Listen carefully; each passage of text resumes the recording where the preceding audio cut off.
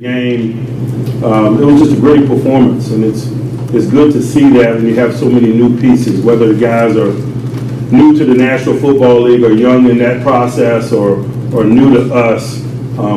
There's a significant number of those type guys playing roles within our group, and to go into a hostile environment versus a really good team and find a way to get it done, I think there's growth associated with that, and so I'm happy for them and glad that we were able to do what was required to win.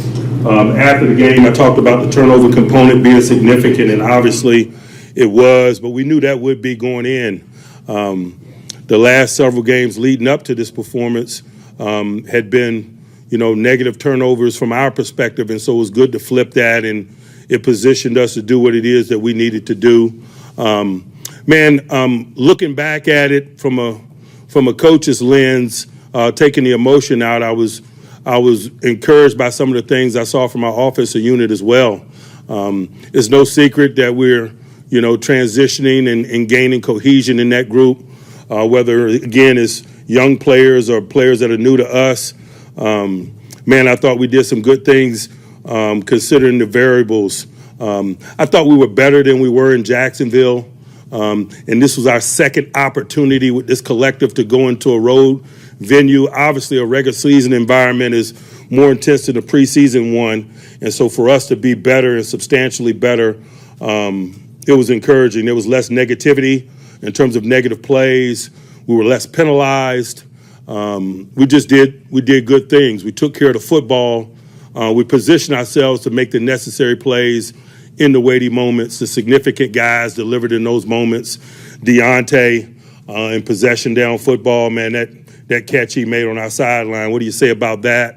Trubisky with a free down, escaping the rush and moving to his left and putting that ball in the middle of the field to Muth in overtime to position us for Boz to do what he does. It's just a lot of encouraging things. Sure, we're far from perfect in all three phases.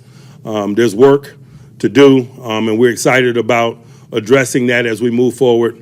We began that process yesterday in a film session evaluating our tape, and it continues today as we formulate our plan based on those experiences. And I think I'd be remiss if I didn't acknowledge that as well. New coaches, new significant divisions of labor from a coaching perspective. I just think there's growth associated with being in a regular season in-stadium environment and being in a hotly contested game and communicating and doing the things you need to do when it gets really thick.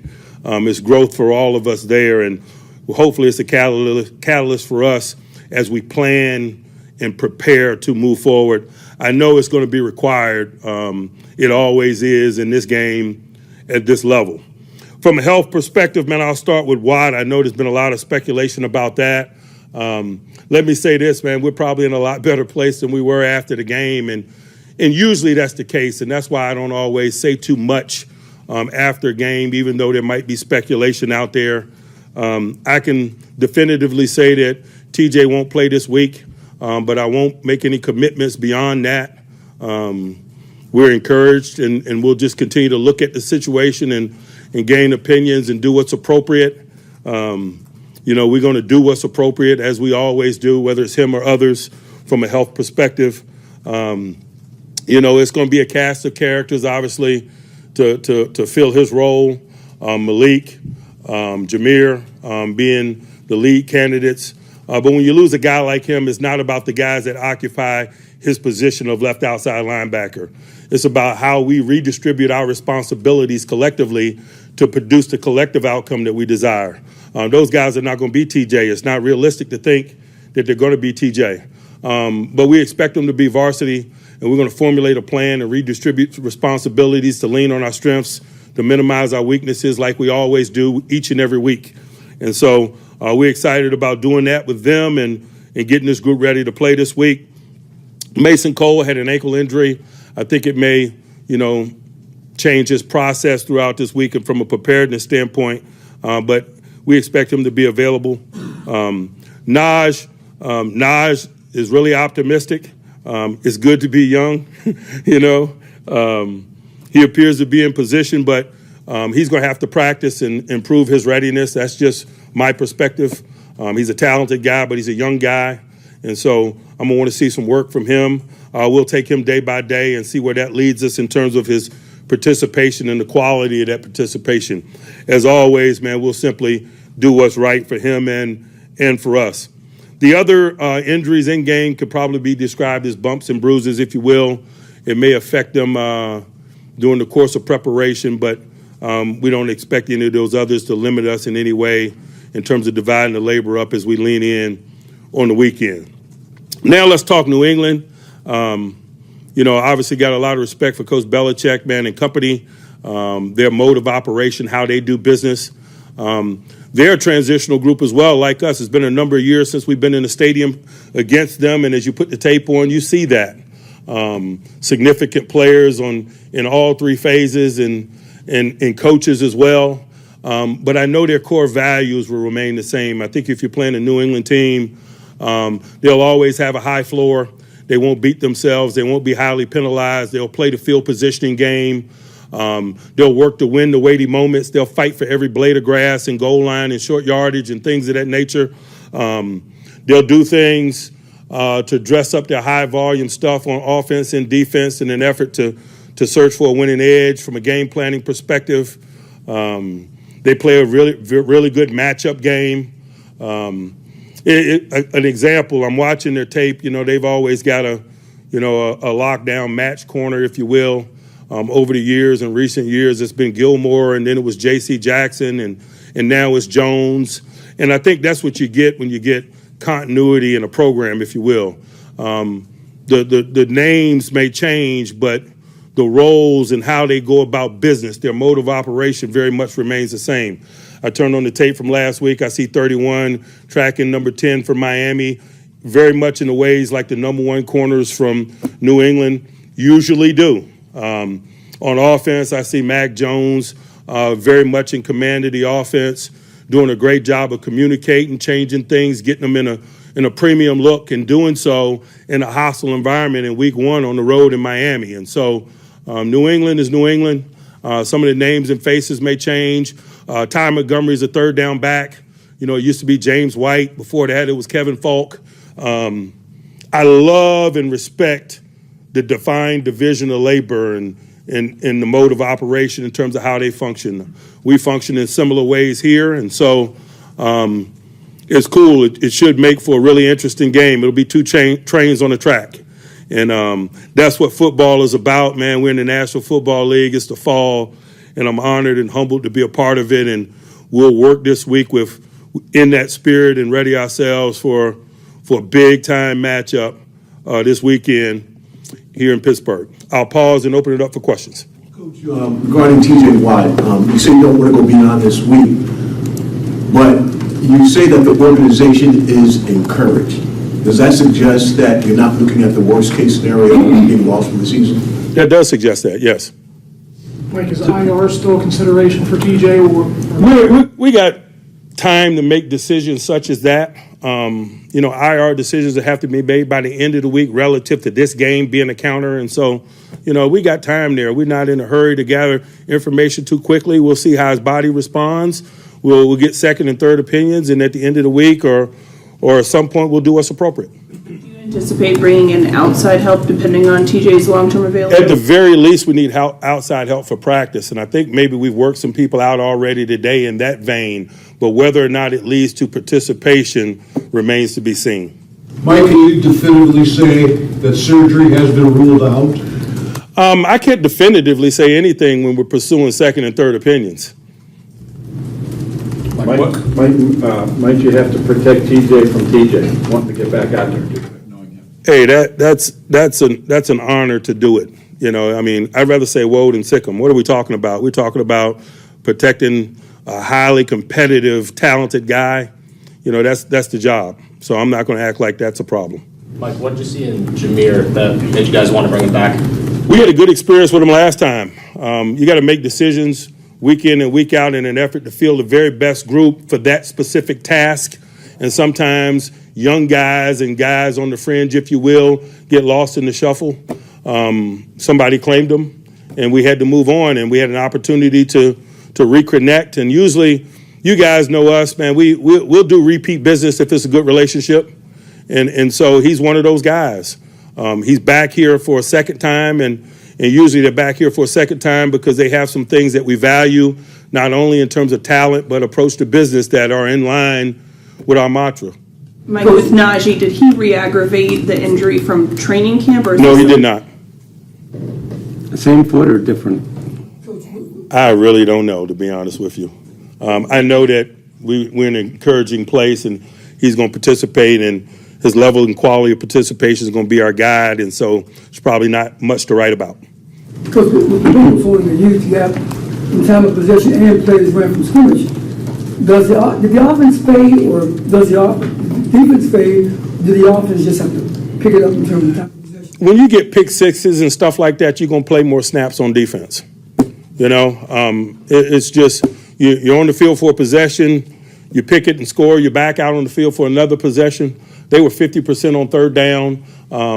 They did a really good job of moving the sticks on possession downs. And so there's a myriad of reasons why the numbers are, as you mentioned, and I really don't overanalyze it from that perspective in the effort to comb through and find some particular storyline. You mentioned being run maybe or two early. What did you like about your run defense, especially in the second half? You can't take out the things that it is that you mentioned, and so that's the position that I'll maintain. We got some work to do there, and we got some work to do there this week, man. New England's one of them groups, man. They always got a real steady run game. It doesn't get a lot of attention because they do it with multiple backs and things of that nature, but we're not asleep at the wheel. We know we better bring our A game from a run defense standpoint playing these dudes, and that's just the truth. I'm sorry, I apologize. Is it a matter of course to get second and third opinions on this injury? I mean, Steph had the injury in 19, Cam had it in 16, or was this a little murkier than those? You know more than I do if you know his injuries are just like those others that you mentioned. You mentioned being encouraged about the offense.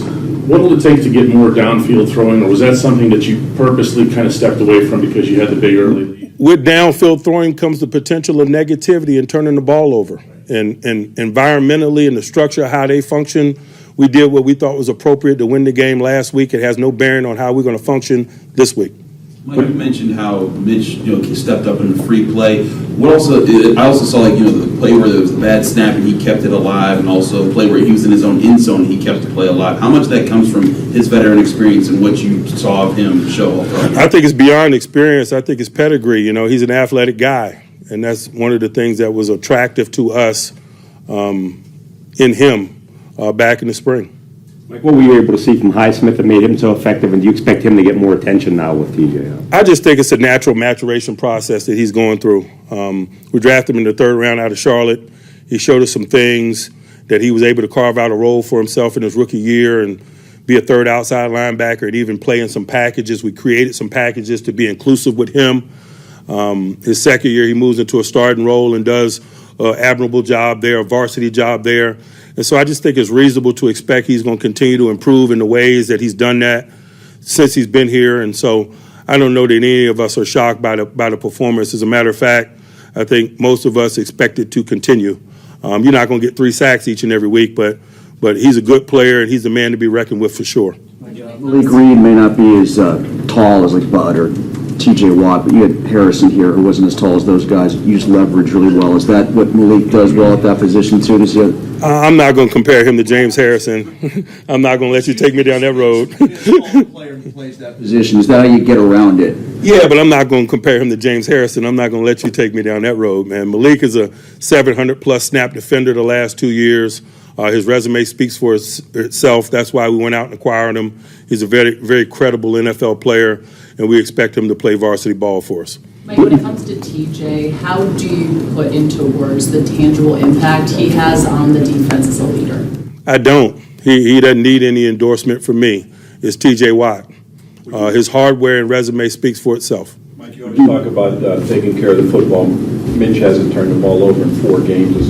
What is that? It's experience, decision-making. What is it about him that he's... It's probably all the above and then some. I mean, let's be honest here, man. I'm getting to know Mitch.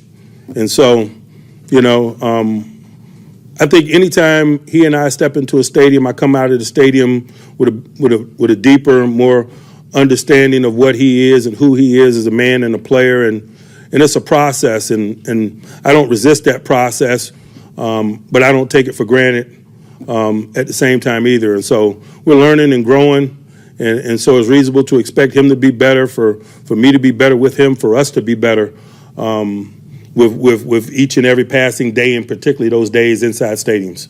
Would it be natural then to expect Alex to get the attention that TJ normally draws? I'm not in New England. I'm not formulating New England's plan, and so maybe you guys should ask Bill.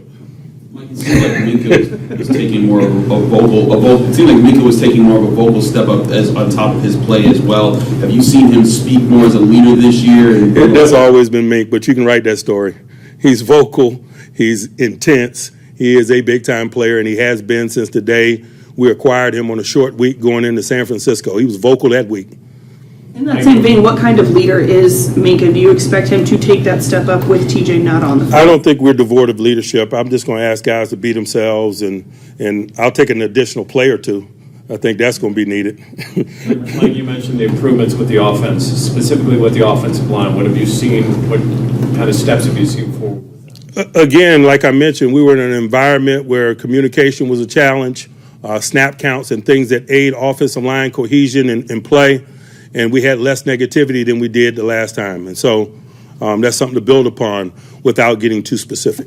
You did see Jalen Warren in his first game action. Just what did you like about him, and is he ready for an expanded role if he has to take one? You know, he didn't urinate down his leg, man. That's a great place to begin, you know. And that's capable of happening for a young guy. And so, but I think that's been indicative of him throughout this process, and that's why he's gone from being an undrafted guy to a guy that's carving a role out for himself, because at no step in team development did he show that circumstances were too big for him. He was competitive, and he's been competitive, and he was on Sunday. And so good for him and good for us. Can you put into words how difficult it might be for your secondary? That all four guys had 100 snaps, still have 3 turnovers or 3 interceptions, to be able to do that in that situation, playing so many in week 1? You don't want to, but you better be prepared in case you have to. And that's why we have creeds that we live by, like physical conditioning precedes anything else, and that we'll be continually pouring into that component of readiness, because from time to time you got to do what they did. Were there any of those individuals to that might have risen up in your eyes that came on and maybe wouldn't have played had it not been for close to 100 snaps? You talking about specifically in the secondary? Yeah, the defense in general. No, I think from a divisional labor standpoint, it unfolded in game the way we prepared during the course of the week, and so we anticipated kind of the divisional labor and the contributions that we got from those involved. Week 1, you're going to play a lot of people, whether you're playing 100 snaps or 65 snaps. It's just football. Mike, is there a common thread among those UDFA guys that sort of allow them to create niches for themselves when they get a bit overlooked throughout the draft process? They're football players. I think sometimes you can get caught up in measurable things, height, weight, speed, and things of that nature. But I'm never surprised to see unbelievable football character from those guys that make it. It's probably usually some intangible quality, some commitment to the game, some will-related thing that's difficult to measure. But when you're around it, you see it and you feel it, and so you acknowledge it. It might hurt them on draft weekend, but once you get them in a team development-like setting and you subscribe to the things that we subscribe to, we don't care about what means you got here, then it's an opportunity for them. Offensive line getting better in your eyes, what you saw on film? Again, I've said that repeatedly. There's less negativity than it was in Jacksonville. We got hats on hats. We were less penalized. There was a lot of things to be positive about if you're looking to be. What have you seen from Arthur Millette as he gets more time in that slot role? He's getting more comfortable in his shoes, and I think that's displayed by the extent in which he communicates. He's a good tackler. He's a good blitzer. He does the things that we need that position to do, and that's why we were interested in him. But I think in year 2, I just feel more fluid communication from him, and I think that's helpful to him, and I think it's helpful to those around him. Communication is a big component of interior positions, because you got people in front of you, people behind you, and so it's big. He's linebacker, like in his position from a communication perspective. You talked about you liked the above the neck approach from your cornerback room going into the first game, and you had multiple interceptions from the group, and Cam Sutton peeling off his guy for a big breakup in the end zone. What was your assessment of how they took on a challenge with a talented receiver? I think their performance speaks for itself. They made the plays, and they made the plays from start to finish. They were highly competitive versus a really good quarterback and a quality, well-rounded group of eligibles, and that's football. We're going to be in them circumstances, and they better load it up and be ready to deliver again.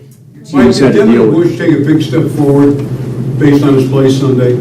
I wouldn't call it a big step. I'd imagine you guys would, because that was the narrative you guys were singing, but he did what we expected him to do, which is play winning varsity football.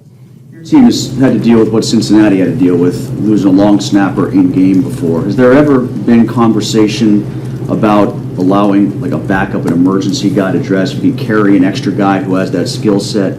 Rest assured that the conversation has been had and there are procedural things in place, but I'm not going to outline them in this setting. Mike, for so many years, when you guys would play the Patriots, there was so much focus on Ben Roethlisberger versus Tom Brady in this matchup. What excites you about the next chapter? That might have been your collective focus, but it wasn't ours. Like I've mentioned, they have a mode of operation. They attack you in all three phases. They play stingy defense. They keep the point totals down. They play great in situations. They win possession downs. They play the field position game and special teams. Matt Slater is a legendary special teams player. I used to say legendary of this generation. I no longer include of this generation. He's just a legendary special teams player. And so I'd be disrespectful to those two phases if I allowed that to be the narrative within our ranks in preparation for this game. And so that has never been the case for us. Coach, your thoughts on Arthur Mullen on Sunday and his performance, including his splash play in overtime? Boy, I thought he was engaged and into it. He always is. I thought a step that he took, if you're looking for a step, I just thought he was a better, cleaner communicator. But I think that's a reasonable expectation as he's in year two within our system of football. He's just talking more openly and freely, and that leads to better understanding and faster, solid collective play when we're all really sure. Anyone else? All right. Thank you, guys.